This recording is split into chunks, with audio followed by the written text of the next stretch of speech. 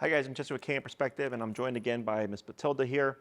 She's a St. Bernard, and we're going to talk about how we correctly fit and size a prong collar to an extra large breed dog. For Matilda, I have a 3.2 millimeter Herm Sprenger prong collar. This is a standard prong collar with no alterations. There are 5 prongs on either side, totaling to 10 prongs. And we're going to adjust. We're going to either take away or add as many as needed to get the appropriate fit. Okay, so first things first, when we remove prongs, I recommend that my clients remove the prong from the same spot each time. So in this case, from the center plate. Yeah, the girl. So when we remove prongs, we remove it from the center plate here. So for always removing it, this particular prong or even this one, we're only weakening the prong that we're removing. If we remove a prong from here, from here, from here, and you're going in and out all over the place, you're going to weaken the total, the collar in its entirety. So by only removing it in certain spots, you're just weakening the singular prong. So it's very easy to take one and replace one, as opposed to weakening all the prongs and having to replace all of them and buying a whole new collar. Okay. So here, this is a 3.2 millimeter. Again, we always fit to the top of the neck here, just like so. And here, if I go to try to rotate, it's a very snug fit. I'm having a hard time. So this tells me, because I want the chain at the top of the neck, that this is probably too snug. So I'm going to go ahead and add in a prong. Good. So whenever we add in the prongs, I always suggest that you keep it as even as possible. So this was 5 and 5 on either side, and now I've added one prong to one side. So then we have 6 and 5, which is good. So we have 6 here, 5 here. So again, tries to keep that plate centered in the middle as much as possible. What we don't want to do is have 3 prongs to 8 prongs or 2 prongs to 9 prongs, because then it's very unevenly distributed. And what makes this such an effective tool is that the pressure is evenly distributed across the entirety of the neck.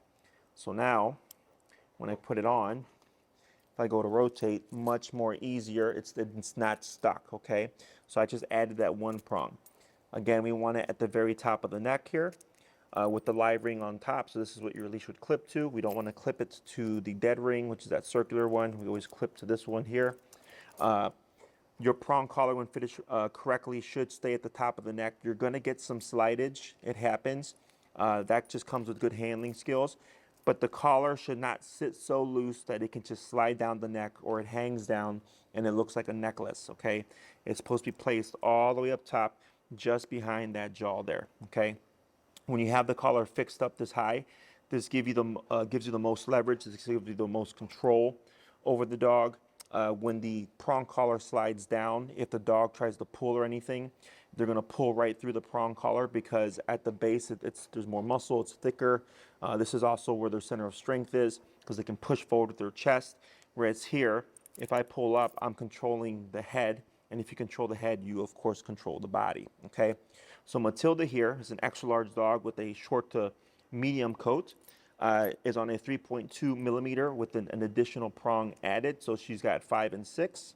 Now we're going to see how she does with a quick snap prong collar. So we're back with a quick snap prong collar. This again has a total of 5 and 5, so there's 10.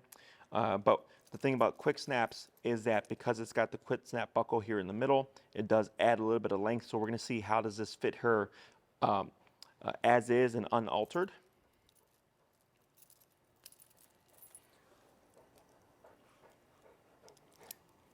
Good. So we can see here, this one is actually pretty good as is, okay? So I'm able to easily rotate it. It's sitting nice at the top. I could maybe remove one prong, so we'll give that a shot.